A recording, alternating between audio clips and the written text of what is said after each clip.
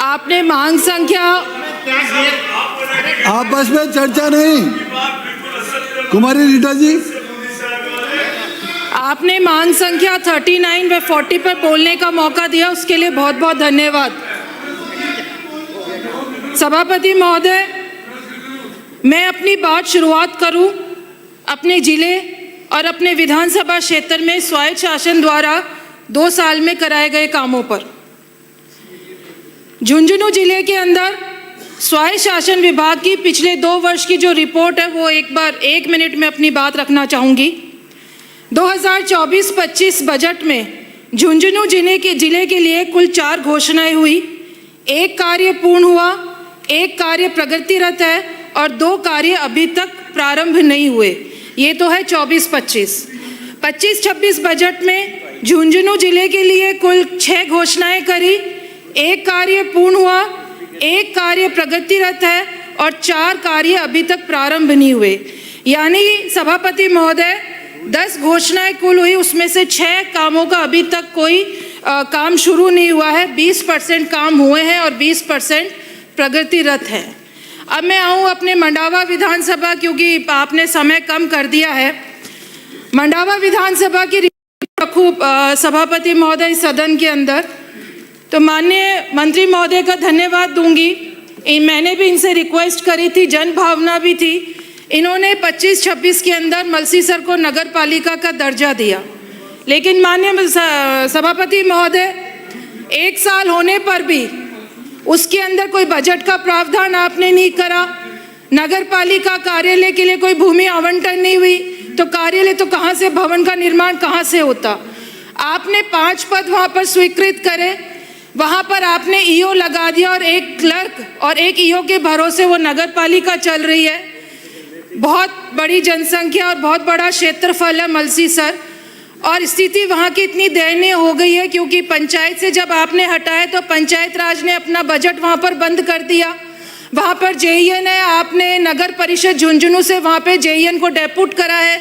वो जेईएन क्योंकि 45 किलोमीटर झुंझुनू से मलसीसर पड़ता है, तो जेईएन कभी आता है नहीं आता, और वो क्यों रुचि दिखाएगा डेपुटेशन पे जब वो नगर परिषद में ही काम कर रहा है, तो मलसीसर क्यों आएगा। उसकी वजह से थोड़ा बहुत आपने जो बजट का प्रावधान वहाँ मलसीसर के अंदर करा है, वो बजट किसी भी काम में नहीं आ रहा है। और हम एमएलए या एमपी लेड से कोई काम दे रहे हैं, वो काम भी वहाँ पर नहीं हो रहे।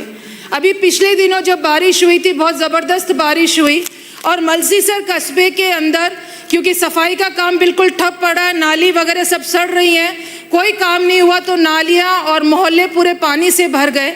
मैंने कलेक्टर महोदय को फ़ोन करा, उन्होंने एसडीएम को ताकीद करा और वहाँ पर पंप लगाए, लेकिन वो भी 2 पंप लगाए, दोनों खराब थे। तो वहाँ की स्थिति ये हो गई कि मकान कभी भी पड़ सकते थे। आपने नगर पालिका की घोषणा करी, उसके लिए हम लोग आपके बहुत आभारी हैं, लेकिन मेरा इस सदन में सभापति के मार्फत आपसे रिक्वेस्ट है कि वहाँ पर पूरी पोस्ट भरें, वहाँ पर बजट दें ताकि काम हो सके, लोगों को सुख सुविधाएँ मिल सके।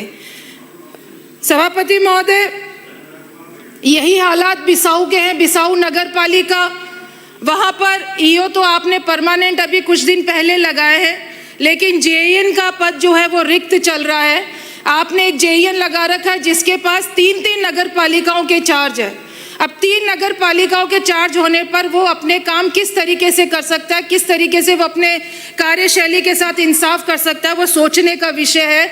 क्योंकि वहाँ पर बिसाऊ के अंदर वही परेशानी है, सफाई का काम बिल्कुल ठप है, स्ट्रीट लाइट आधे से ज़्यादा बिसाऊ के अंदर अंधेरा छाया हुआ है और लोग भटक रहे कामों के लिए, लेकिन कोई काम वहाँ पर नहीं हो रहा।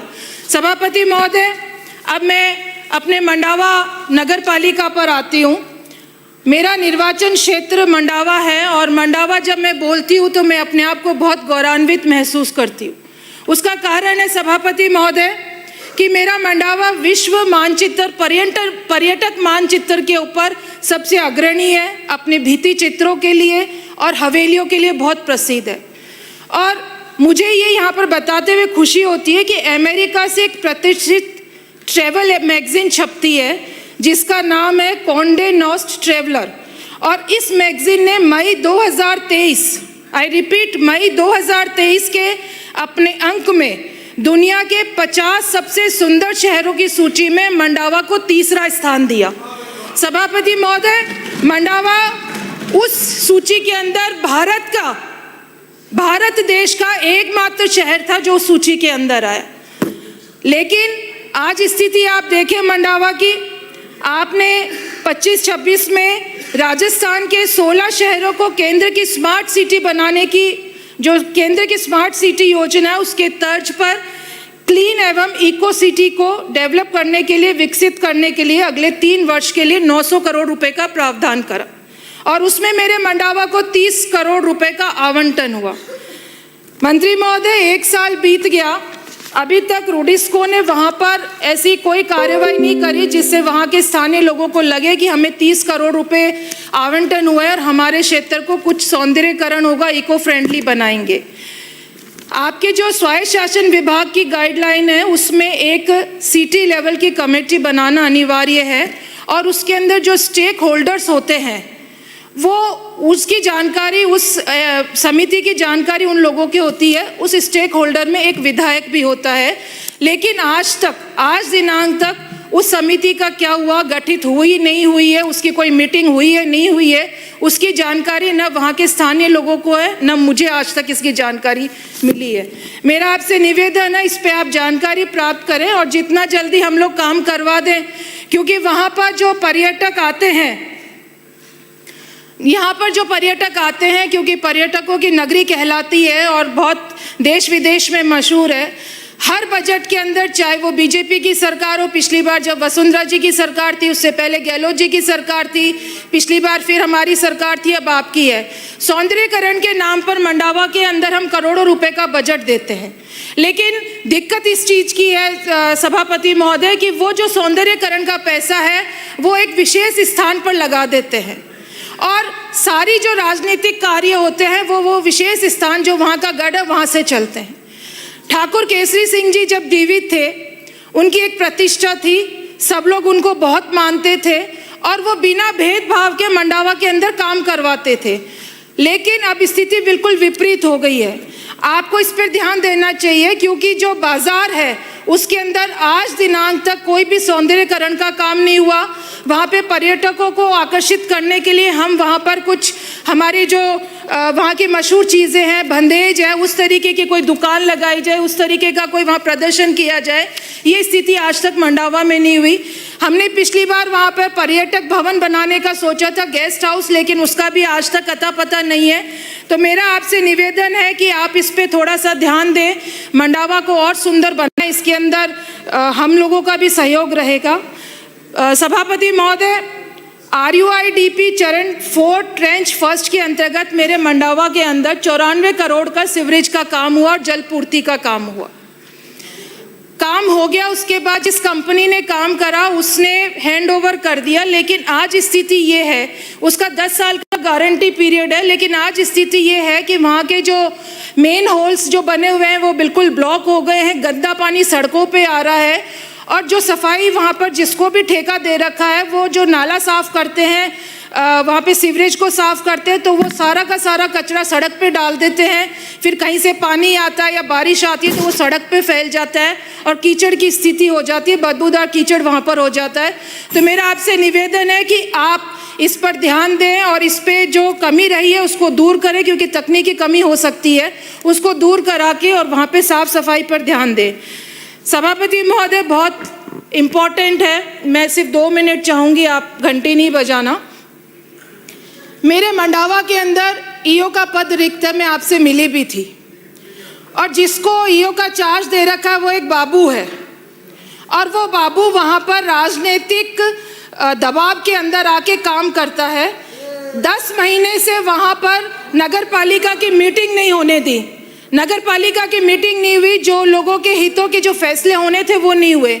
मैं आपके पास आई और आपने वहाँ पर फ़ोन भी करवाया, आपने उनको ताकीद करा कि मीटिंग करवाई जाए, लेकिन ईओ इतना शातिर निकला, जो ईओ का चार्ज लिया हुआ था उसने 3 दिन की छुट्टी ले ली और 4 दिन और निकाल दिए। उसमें पार्षदों का जो टाइम था, समय था, वो पूरा हो गया और थोड़े दिन बाद चेयरमैन का समय भी पूरा हो गया। या तो मंत्री महोदय, जहाँ तक मैं जानती हूँ आप दोहरे चरित्र के नहीं है, आप जो होता है वो मुंह पर कहते हैं। तो ये कहाँ पर कमी रही आपके कहने के बावजूद? ईओ छुट्टी पर चला गया और वो मीटिंग नहीं करी। बहुत सारे ऐसे जनहित के फैसले होने थे और आज स्थिति बहुत वहाँ पे खराब है। तो मेरा आपसे, आप किसी को भी चार्ज दे दे, किसी को भी लगाए, लेकिन एक प्रभावी अधिकारी तो लगाए जो अपने दिमाग से काम कर सके वहाँ पर, क्योंकि वहाँ पर जो लोग हैं वो भटक, कहीं पर भी जाता है कोई फ़ोन कर देता है, किसी का भी प्लॉट होता है उस प्लॉट को सीज कर देता है। कलेक्टर के कहने के बाद वो प्लॉट को खोलता नहीं, उसकी सीज, और वहाँ पे वो बहाना बनाता है कि हमने जयपुर डीएलबी के अंदर भेज दिया है। ये वहाँ पर जो गंदगी फैल रही है उसको रोकने का आप काम करें। और अंत में 4 लाइनें से, क्योंकि नौकशमा सामने ही बैठी है तो मेरे को लगा कि मैं भी 4 लाइन बोल दूँ। नहीं, मैं अपने लेवल का ही बोलूँगी। नौकशमा शायरी के अंदर बहुत तेज है, मैं अपने क्षेत्र को लेकर ही बोलूँगी और जो इससे संबंधित है।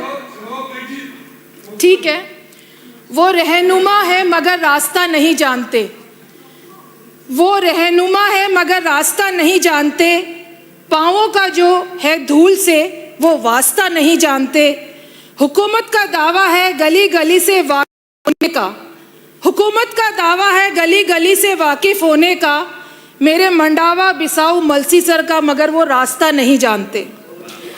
मैं नेक नियति और बद नियति दोनों को जानती हूँ, मुझ जैसे मुसाफिर का तुम हौसला नहीं जानते, मुझ जैसे मुसाफिर का तुम हौसला नहीं जानते। धन्यवाद सभापति। श्री संदीप जी। माननीय